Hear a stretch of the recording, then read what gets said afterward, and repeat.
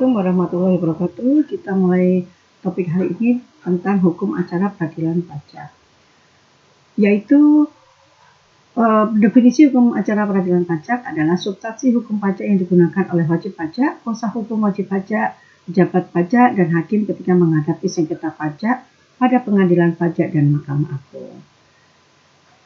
Asas-asas hukum pajak acara peradilan pajak di Indonesia menurut Profesor Dr. Muhammad Jafar Saidi, Sarjana Hukum Magister Hukum, antara lain yang pertama adalah penyelenggaraan kekuasaan hakim yang merdeka dan bebas.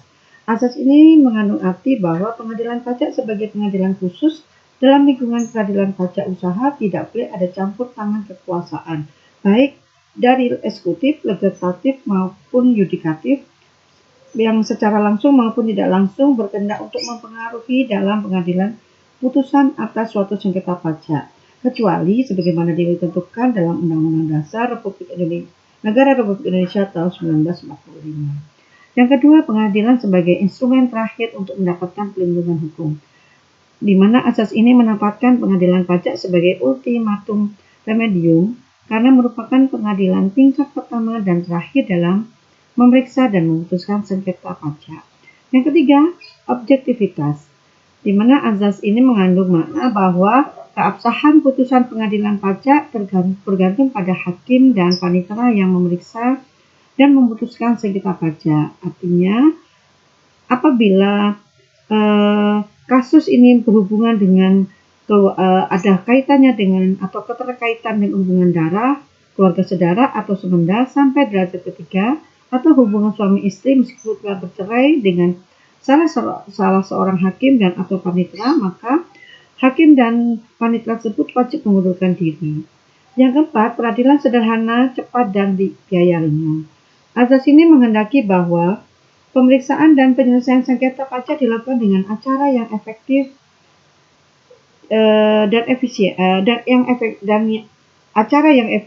dan efektif sehingga biaya yang timbul dapat dipikul oleh wajib pajak yang mencari keadilan.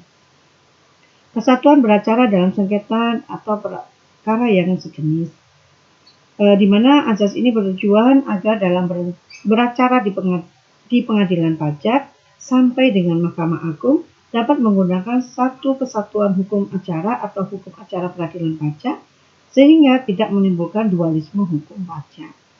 Yang keenam, praduga resmetik, di mana asas ini bermakna bahwa setiap perbuatan hukum pejabat pajak dalam melakukan penagihan pajak selalu dianggap retroaktif sampai ada putusan pengadilan pajak yang membatalkan.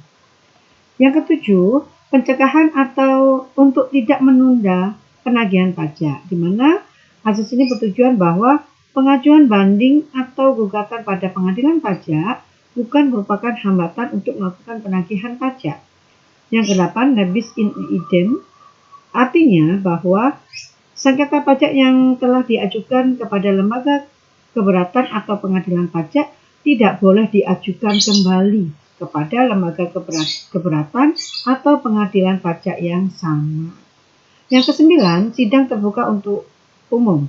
Asas ini mengandung konsekuensi bahwa putusan pengadilan pajak hanya sah dan memiliki kekuatan hukum mengikat tatkala diucapkan dalam sidang terbuka untuk umum. Yang ke-10, hakim wajib aktif.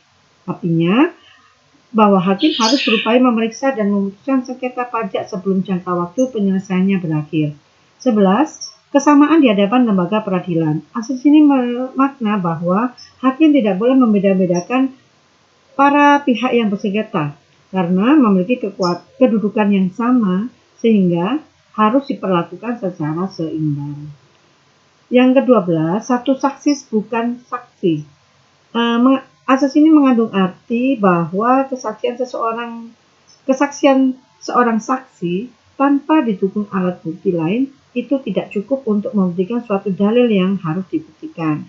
Yang terakhir, yang ke-13, demi keadilan berdasarkan ketuhanan yang Maha Esa. Asas ini mengandung makna bahwa hakim harus memberikan keadilan dalam putusannya sebagai wakil Tuhan karena itu putusan pengadilan pajak harus berkepala dengan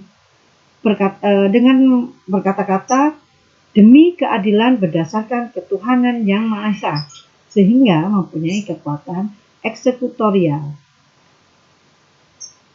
Catatan khusus terhadap pengadilan pajak jika dibandingkan dengan antara Undang-Undang Pengadilan Pajak Nomor 14 Tahun 2002 dengan Undang-Undang Kekuasaan Hakim Nomor 48 Tahun 2009. Dalam pasal 5 Undang UUPP menyatakan bahwa pembinaan organisasi administrasi keuangan bagi pengadilan pajak itu dilakukan oleh Departemen Keuangan. Nah, jika disandingkan dengan pasal 21 ayat 1 UU KH menyatakan bahwa organisasi administrasi dan finansial Mahkamah Agung dan badan peradilan yang berada di bawahnya itu berada di bawah kekuasaan Mahkamah Agung. Nah, jadi di sini terjadi konflik norma. Di sini dapat kita carikan solusinya dengan azas lex posteroid derogat legi priori, sehingga undang-undang PP ini harus cabut atau direvisi sesuai dengan UU KH. Yang kedua, jika kita lihat di undang UU KH pasal 18 Jo pasal 27 ayat 1 itu dikatakan bahwa pengadilan khusus hanya dapat dibentuk dalam salah satu lingkungan peradilan yang berada di bawah Mahkamah Agung, sebagaimana dimaksud dalam pasal 25 ayat 1 Undang-Undang KH, yang menyatakan bahwa peradilan yang berada di bawah Mahkamah Agung meliputi badan peradilan dalam lingkungan peradilan umum, peradilan agama, peradilan militer, dan peradilan tata usaha negara. Jo pasal 18 UU KH yang menyatakan bahwa kekuasaan kehakiman dilakukan oleh sebuah Mahkamah Agung dan badan peradilan yang berada di bawahnya dalam lingkungan peradilan umum, lingkungan peradilan agama, lingkungan peradilan militer, lingkungan peradilan tata usaha negara, dan sebuah Mahkamah Konstitusi.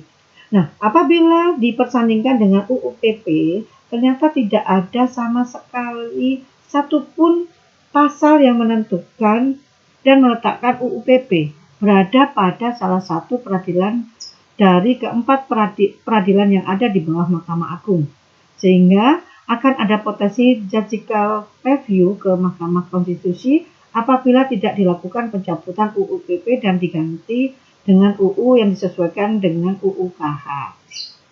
Demikian materi hari ini.